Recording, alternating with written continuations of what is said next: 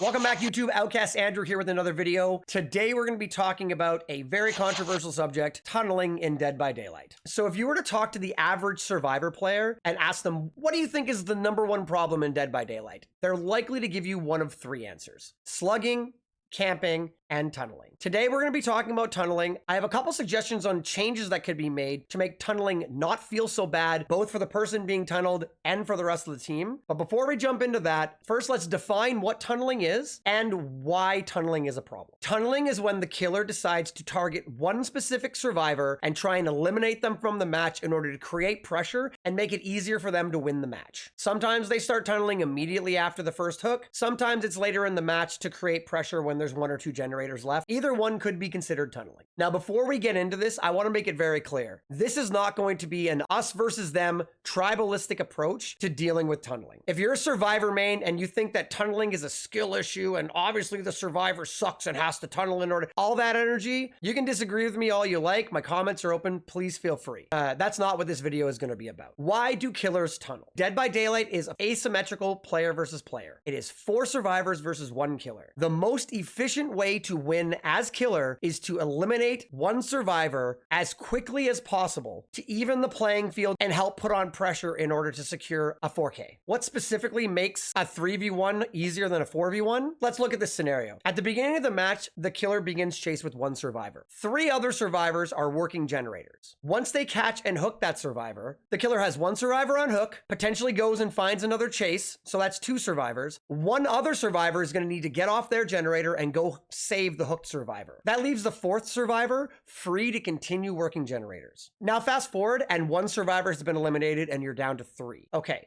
3v1. 1 survivor's on hook, 1 survivor's in chase, 1 survivor is getting the unhook, nobody's on generators. It's clearly the most efficient way to play killer. And given the fact that a lot of the killers in the game are medium strong at best, often it might be the only way to secure a decent result if you're playing against skilled survivors. Now let's look at the other side. The most efficient thing for survivors to do during that first chase is to be split up on 3 different generators for multiple reasons. 1, you are the most efficient when you're solo working a generator. A generator takes 90 seconds to complete. 2 survivors together will take 50 seconds to complete. So it's actually a little bit less efficient with multiple survivors. On top of that, you're pressuring 3 different areas of the map, and if the first chase does go well, you can potentially complete 2 or 3 generators before the first hook. That is the smartest thing to do as Survivor. It's efficient. Some may call it gen rushing, but in reality, you're just playing efficiently. That's what tunneling is for killers. They are trying to eliminate survivors as efficiently as possible in order to try and win the game. Here's where I don't want to get us versus them. There is nothing wrong with survivors splitting up and doing generators, and there's nothing wrong with a killer tunneling. Both are the most efficient way to win for your side. So what's the problem with tunneling then? Here's the problem. Being tunneled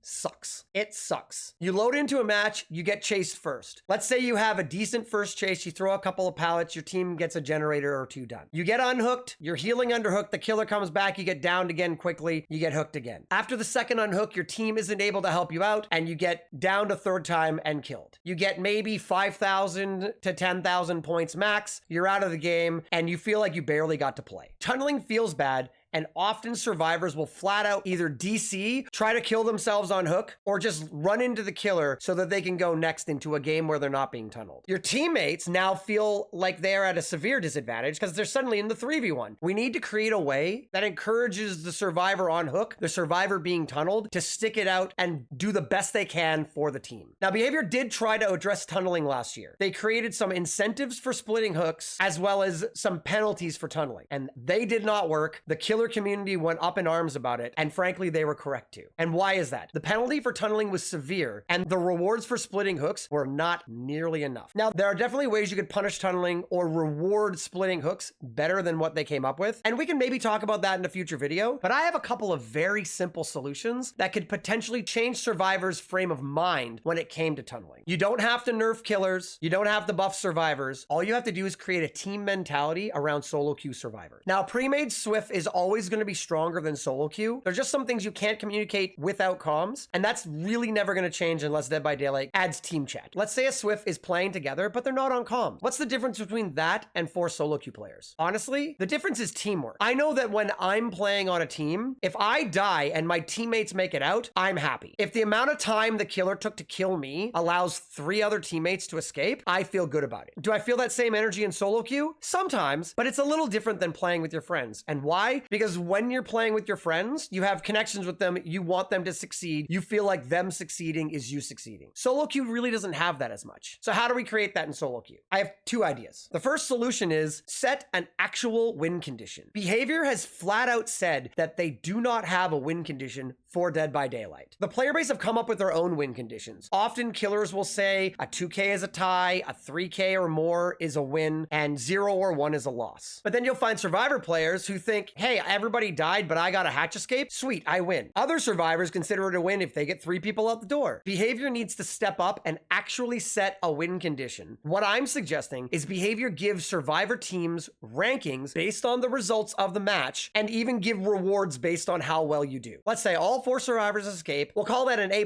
or an excellent. 3 survivors get out, B, or a good. 2 out is fine, 1 out is bad. If nobody makes it out, we'll call it a fail. A, B, C, D, and F, or you can have excellent to fail. And then you can give every survivor who played that match a blood point reward for the result that they got. They already kind of do this. They give everybody individual emblems. For instance, if you never go down, you get an iridescent emblem for the survivability emblem. I forget the name of it right now. If you die, you can get no better than a silver. They could do the exact same things, but rank the entire match and base it on how many people made it out, maybe how many hooks everybody took and whatnot. It would give the survivors more a feeling of being on a team rather than solo. And the second way to address this is make blood points for survivors team-based. Why does tunneling feel bad? Because you get 5,000 points and then you're out of the match. If I'm in chase with the killer and 3 of my teammates are doing generators, I should be getting rewarded for giving my team time to complete their objectives. It could be an entire match. I'm in chase the entire match. I never get a chance to heal. I never get a chance to do generators. I should get rewarded for everything that happens in the match. Also, when a survivor dies, they stop getting points right there. The match should total up all the blood points earned by the entire team, average them out, and give them out to everybody on the team. Then the person being tunneled feels like they're contributing more rather than just being targeted and out the game having not felt like they contributed anything. Now, how will this help? By helping survivors feel like they're actually on a team and that everything that they do towards the objective, whether it's doing the generators or dying on hook for your team, it feels valued and you get rewards for it. I think one of the major problems in Dead by Daylight, particularly on the survivor side, is we keep on trying to create band-aid effects to solve the fundamental problem of the game. We buffed endurance off of unhook. We buffed hook times. We keep on adding these little band-aid fixes. One of the results of that, I feel, is that it doesn't encourage survivors to actually get better at the game. We need to encourage survivors to work better as a team, to think and play in a strategic way that helps as many survivors escape a trial as possible. I think creating a win condition and team-based rewards could absolutely help with that cohesion. When you're sitting on first hook and your teammates are slamming generators and you go to struggle, instead of wanting to quit because your teammates let you go to second stage, now you can see, well, hey, they got 3 generators done for an extra hook state. That puts us in a better position to win as a team. I'm okay with that. And you'd be rewarded for all the progress on the generators while you're hanging there. Now, don't get me wrong. There are plenty of things we could do to make the game more fair. There's a longer video to be made here. I think briefly, nerf the top killers so that they're not so strong, and then balance survivors around the middle of the pack, not these insanely strong killers like Blight and Nurse. The nerf to Blight is good. Nurse needs some work, and there's a few others that could use some tweaks. Once you don't have to worry about balancing for Nurse and Blight, then you can worry about balancing more for the middle of the pack. The only other way to fix tunneling is potentially to make really strong rewards for killer that make spreading hooks more valuable than tunneling. Tunneling is so strong right now, those rewards would have to be very significant. Anyways, that's basically all I had for today. My idea isn't very complicated. It would require behavior to do some reprogramming on their side. They'd have to make it so that after you've been tunneled out and exited the game, they can still retroactively send you points from how your team does after that, in addition to the coding to balance out the points in general and give you the match ranking. So on that note, I'm gonna close it out. Let me know what you guys think. Do you think my ideas are good? Do you think it's stupid? I really would prefer not to get into skill issue, gen rushing, tunneling and slugging, sweaty, toxic killers. I'd rather get away from all all that stuff in